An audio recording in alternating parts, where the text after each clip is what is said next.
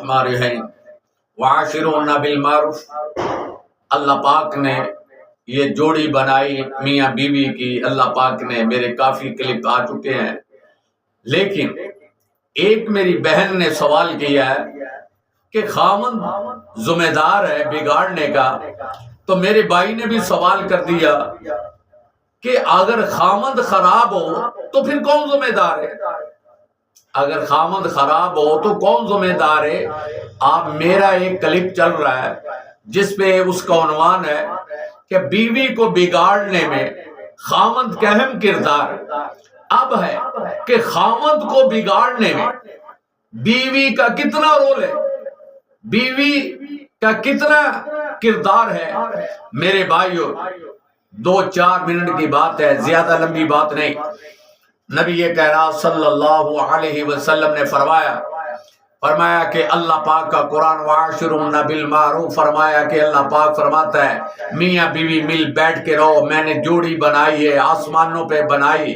لیکن آج اللہ نے بگاڑی تو نہیں ہے، لیکن بگاڑ کون رہا ہے؟ ہم ایک دوسرے کو، مسلمان کو مار رہا ہے، اللہ مار رہا ہے، مسلمان کو قتل کر رہا ہے۔ کیوں کر رہا ہے؟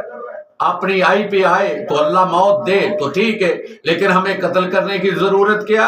ہمیں مارنے کی ضرورت کیا؟ اللہ پاک نے تو منع فرما دیا ہے کہ مسلمان کا نہ حق کھائے نہ ان کو ناجائز قتل کرے۔ لیکن قیامت کا نزدیک ہے، نبی پاک نے فرمایا قیامت کے نزدیک مسلمان کو قتل کرے گا۔ ایسے کہہ لے کہ قیامت کے آثار نظر آ رہے ہیں اور پیارے پیغمبر کی پیشین گوئیاں پوری ہو رہی ہیں۔ نبی کائنات صلی اللہ علیہ وسلم اس وقت بعد کہتے والنجم اذا هوى ما ضل صاحبكم وما غوى وما ينطق عن الهوى ان هو الا وحي يوحى۔ تو اللہ کے نبی اس وقت تک بات نہیں کرتے جب تک میرے اللہ کی طرف سے پیغام نہیں آ جاتا۔ دیکھیں اب خامد کو کیسے بگاڑا جائے؟ اگر آپ میری بہن کا خامد شوہر بگڑ جائے، اگر اس کا شوہر بگڑے، اس کا کردار کیوں بگڑا، وجہ کیا ہے؟ میرا بھائی یہ چاہتا ہے، میری بہن کا خامد یہ چاہتا ہے کہ میری عورت صاف ستھری ہو، بن ٹھن کے رہے، ہر وقت صاف ستھری ہو، یہ نہ گدیلی ہو، اپنے آپ کو صاف ہی نہ کرے، دانت بھی صاف نہ کرے، نوز بھی صاف نہ کرے، چہرہ بھی صاف نہ کرے، کپڑے بھی صاف نہ کرے، اور اپنے آپ کو بھی صاف نہ کرے۔ یہ تو آپ میری بہن آپ کی زیادتی ہے۔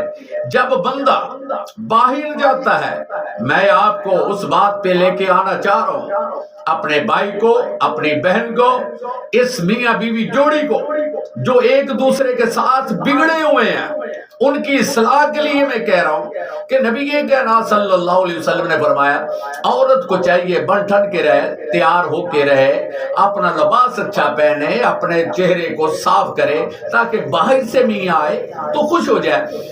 دیکھیں بندہ کیسے بگڑنا شروع ہو گیا، باہر جا رہا ہے، بازار میں جا رہا ہے، محلے میں جا رہا ہے، پارک میں جا رہا ہے، شاپنگ سینٹر میں جا رہا ہے، بڑے بڑے پلازوں میں جا رہا ہے، ایئرپورٹ پہ جا رہا ہے، جدھر جا رہا ہے، بس میں بیٹھا ہے، گاڑی میں بیٹھا ہے، وین میں بیٹھا ہے، دیکھ رہا ہے کہ فلاں عورت بڑی پیاری ہے، اس نے اچھے کپڑے پہنے، اچھا برقع پہنا، چوڑیاں پہنی، میک اپ کیا، اس کو اچھی لگی۔ لیکن جب گھر آگے دیکھتا ہے کہ میری بیوی کا حال ہی کوئی نہیں ہے، بال بکھرے ہوئے ہیں، نہ چہرہ دھویا، نہ کپڑے دھوئے، ویسے گندے، پسینے سے بھری ہوئی، آ کے اس کے پاس بیٹھتی ہے، پانی لینا، پانی پینا، ایسی باتیں کرتی ہے۔ چلو اس کا حق بنتا ہے، اس نے فرض ادا کیا، پانی پوچھا ہے، سب کچھ کیا، لیکن بندے کا موڈ بنا ہوا ہے۔ لیکن میری بہن کو چاہیے کہ اپنے خامد کا موڈ دیکھے، وہ کیوں بنا ہوا ہے، وہ باہر دیکھ کے آیا، پھر اس کا دل کیا کرتا ہے میں کوئی اور شادی کر رہا ہوں۔ بندہ کہہ کے اپنی بیوی کو تھک گیا۔ صاف ستھری رہو، کنگھی کر کے رہو، ہر وقت تیار ہو، مہندی لگا کے رکھو، اپنے آپ کو میک اپ کر کے رکھو۔ بندے کی خواہش ہے نا، انسان جو ہوا، انسان کی خواہشات بہت زیادہ ہیں۔ جب باہر نکلتا ہے، باہر دوسری عورتوں کو دیکھتا ہے، پھر اس کا دل کرتا ہے، شیطان ہے نا، ورگلاتا ہے، یہ عورت بڑی صاف ستھری ہے، تو ایسے تیری بیوی صاف ستھری نہیں، تو اس کو چھوڑ دے، کوئی اور کر لے۔ اس کے دل میں خیال آتا ہے، گھر آتا ہے، بڑا موڈ بنایا، بڑا غصے سے آیا، کہتا کیا ہے؟ کہتا ہے میں نے آپ کو بار بار کہا صاف ستھری ہو کے رہا کر، تیرے ٹیتھ بھی گندے یلو ہو گئے ہیں، دانت بھی صاف نہیں کر رہی۔ تو میری بہن مسواک کی عادت، بھائی کو چاہیے نا مسواک لا کے دے، وہ ٹوتھ پیسٹ لا کے دے رہا ہے تو اس کو چاہے نبی کی سنت کے مطابق عمل کریں۔ ایک تو مسواک سے دانت صاف ہوں گے، دوسرے دانت مضبوط ہوں گے، تیسری بات کہ دانت صاف بھی ہو گئے، مضبوط بھی ہو گئے، اور نبی کی سنت بھی پوری ہو گئی۔ اس میں کتنے فائدے ہیں۔ برائی سے نبی پاک کی سنت پوری نہیں ہوتی۔ اگر آپ کہیں جی برش کر لیا نبی پاک کی سنت پوری ہوگی، فرمایا مسواک کا لفظ بولا گیا ہے تو مسواک کرنی ہے جیسی بھی ہو، دانت صاف کرنے مسواک سے، دانت آپ کے صاف ہو جائیں گے اور اس کی منہ کی بدبو بھی زائل ہو جائے گی، وہ بھی نکل جائے گی۔ تو میری بہن نے اپنے آپ کو صاف نہیں رکھا، اب اس کے شوہر کا دھیان باہر جانا شروع ہوا، دیکھ رہا یہ اب اپنے خامد کو کیسے بگاڑ رہی ہے۔ چاہیے تو یہ کہ خامد کو قابو کرے، پھر جو آنا ہمارے آستانے پہ آ گئی، پیر صاحب یہ کر دیں، کسی اور کے پاس چلی گئی، مولوی صاحب کے پاس چلی گئی، امام صاحب کے پاس چلے گئے۔ تو جب اب خامد گھر آتا ہے تو خامد گھر آ کے جب دیکھتا ہے کہ اس کی بیوی جو ہے وہ صاف ستھری نہیں، ٹیز صاف نہیں کی ہے، میک اپ نہیں کیا، کپڑے اچھے نہیں پہنے، وہی بدبو کی ماری سامنے آ گئی، وہ اس کا خیال پڑتا ہے باہر جانے کو، پھر سوچتا ہے کہ میں شادی کروں، پھر گھر آ کے کیا کرتا ہے بہانے بناتا ہے، چھوٹے چھوٹے بہانے بنائے، پھر بات بگڑتی گئی، وہ کہتی اچھا باہر سے تو آیا، کسی سے مل کے آیا، کسی نے آپ کو سکھا دیا اور تو آ کے گھر میں لڑائی شروع کر دی ہے، کس کے کہنے پہ کی ہے؟ میں دیکھتی ہوں، میں حساب لگاتی ہوں۔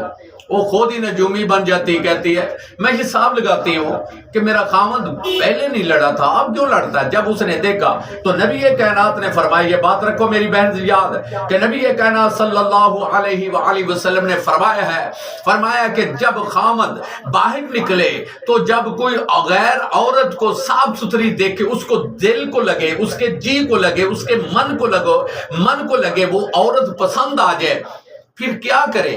غیر محرم ہے، یہ نہیں ہے کہ اس کے پاس چلا جائے۔ نبی کائنات نے یہ نہیں کہا، فرمایا کہ اگر اس کو خواہش ہے تو اس کے دل میں کوئی خواہش ہے وہ سیدھا گھر چل کے آئے، اس کی بیوی موجود ہے۔ نبی کائنات کا فرمان آپ کے لیے کتنا آسان ہے، فرمایا باہر کوئی چیز آپ کو پسند آ گئی، کوئی عورت غیر پسند آ گئی، صاف ستھری پسند آ گئی، آپ کا کام ہے، اگر آپ کا کوئی جی چاہتا ہے، خواہش ہے کوئی، سیدھے گھر چل کے آؤ، دائیں بائیں نہیں جانا۔ زنا کی طرف نبی کائنات فرمایا لا تقربوا الزنا، زنا کے قریب بھی نہیں جانا، مت جانا۔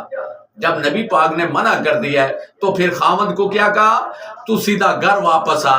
گھر آ کے کیا دیکھتا ہے کہ بیوی کی حالت ہی خراب ہے، وہ پریشان ہے، گھر کا جھاڑو لگا رہی ہے، یہ کر رہی ہے، وہ باہر دیکھتا ہے، باہر والی صاف ستھری عورت ہے، گھر والی کا برا حال ہے، پھر بھی لڑائی نہیں ہونی تو اور کیا ہونی؟ تو میری بہن اپنے آپ کو صاف ستھرا رکھے۔